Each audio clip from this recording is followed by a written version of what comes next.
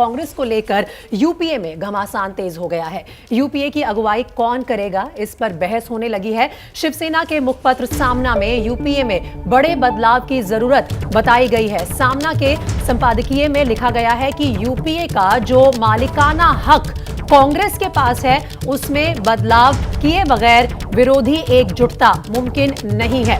इस संपादकीय में उन नेताओं के नाम भी बताए गए हैं जिनसे यूपीए की अगुवाई को लेकर चर्चा हो सकती है और इनमें शरद पवार, ममता बनर्जी और केसीआर के नाम शामिल हैं। तो आज के एडिटोरियल में सामना ने साफ कर दिया है कि जो मालिकाना हक यूपीए की अगुवाई का कांग्रेस अपने पास समझती है, उसमें बदलाव की जरूरत आ गई है। सोनिया गांधी के नेतृत्व पर सवाल उठाए गए हैं और हाल फिलहाल में यह चर्चा गर्म हो गई है कि यूपीए की अगुवाई अब एनसीपी सुप्रीमो शरद पवार के हाथ में दे देनी चाहिए। उनके अलावा ममता बनर्जी और केसीआर का नाम भी सामने आ रहा है और आज अपने एडिटोरियल में सामना ने साफ कर दिया है कि अब कांग्रेस की अगुवाई में विपक्षी एकजुटता भारतीय जनता पार्टी के खिलाफ ला पाना बहुत मुश्किल हो गया है। जिस तरह से कांग्रेस एक के बाद एक चुनाव भी हार रही है हर प्रदेश में और बुरा प्रदर्शन दिखा रही है, उसके चलते कांग्रेस के हाथ में यूपीए का नेतृत्व अब ज्यादा समय तक नहीं चल पाएगा और विपक्ष के नेताओं को एकजुट होकर अब यह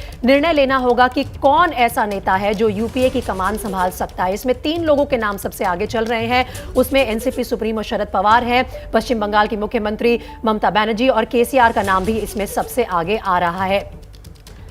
इस वक्त की हम खबर दिखा रहे हैं आपको किस तरह से यूपीए में अब लोकसभा चुनावों के मद्देनजर विपक्ष की अगुवाई करने को लेकर सुगबुगाहट शुरू हुई है। उसी की वजह से अब ये सामना में लेख लिखा गया। सामना के लेख के जरिए शरद पवार को इसका सबसे अगुवा और बड़ा नेता बताया गया। उसके बाद ममता बनर्जी और चंद्रशेखर राव जो कि तेलंगाना के मुख्यमंत्री हैं, उनको लेकर ये सुगबुगाहट है कि इन लोगों को अब यूपीए की अगुवाई करनी चाहिए। इनमें से किसी एक को नेता चुनकर उसकी अगुवाई में लोकसभा चुनाव लड़ा जाना चाहिए और यही खबर सबसे पहले हम आपको दिखा रहे हैं। आपको पता है कि 2 दिन पहले एनसीपी की युवा इकाई की दिल्ली में बैठक हुई थी। उस बैठक में भी शरद पवार को यूपीए का प्रमुख बनाए जाने का प्रस्ताव पास किया गया था।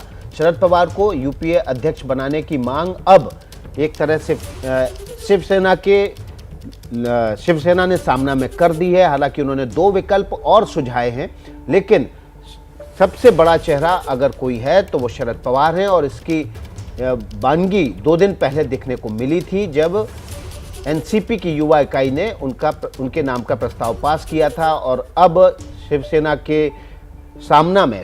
के मुखपत्र सामना में इस बात को और आगे बढ़ाया है। कौन बनेगा विपक्ष का चेहरा, इसको लेकर अब चर्चा तेज हो गई है। गैर बीजेपी मुख्यमंत्रियों की बैठक मुंबई में हो सकती है, इस बात के संकेत मिल रहे हैं।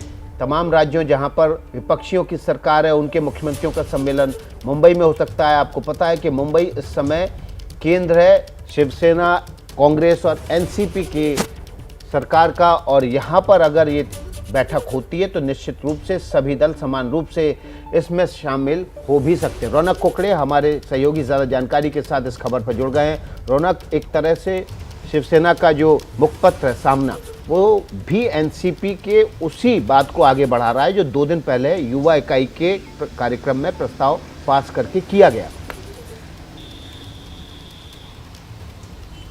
जी निश्चित तौर पर विकास जी, जैसा आपने बताया दर्शकों को, ये पहली बार नहीं है जब शिवसेना की तरफ से शरद पवार के नाम की इस तरह से वकालत जो है वो की गई है। इसके पहले भी कुछ महीने पहले एक बार सामना इसी तरह का एडिटोरियल लिखकर शरद पवार को यूपीए की चाबियां जो है वो शरद पवार के हाथों में सौंप दी जाए, इस तरह की बात रख चुका है। लेकिन सबसे प्रमुख बात यह है कि जिस तरह से इस एडिटोरियल के जरिए घेरने की कोशिश कांग्रेस को की जा रही है, एक तरफ इस एडिटोरियल में इस बात का जिक्र किया जाता है कि 5 राज्यों में जिस तरह से कांग्रेस की करारी हार हुई है, ऐसे वक्त में कांग्रेस को सामने आकर विपक्षी एकजुटता को बांधे रखने की बात करनी चाहिए थी, लेकिन वो उन्होंने नहीं की। वो अपने पार्टी के अंतर्गत मामलों में उलझी हुई है। लिहाजा ममता बनर्जी को सामने आकर जो गैर बीजेपी राज्यों के मुख्यमंत्री उनको पत्र लिखना पड़ता है। दूसरी तरफ एनसीपी जो यूपीए के एक घटक दल है, वो अपनी युवा इकाई के जरिए जिस मंच पर शरद पवार उपस्थित होते हैं वहां पर इस तरह का प्रस्ताव पास कर लेती है कि यूपीए का अध्यक्ष पद का जो जिम्मा है वो शरद पवार के पास सौंप देना चाहिए, जबकि शरद पवार का अब तक इस पर कोई बयान नहीं आता है। तो चारों तरफ से कांग्रेस पर दबाव बनाने की कोशिश की जा रही है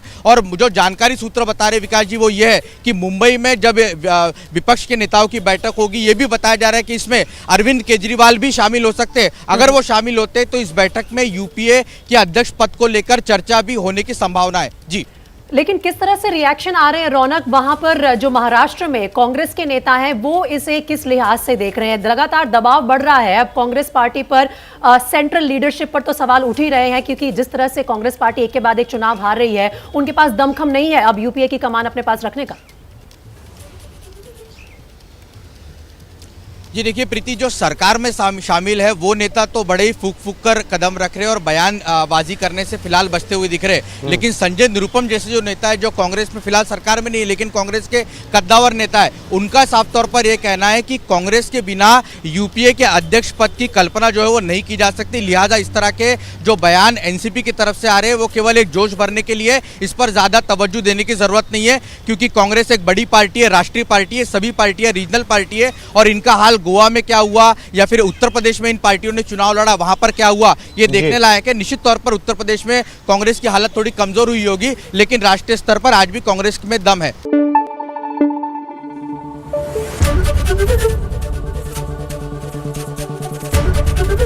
एबीपी न्यूज आपको रखे आगे।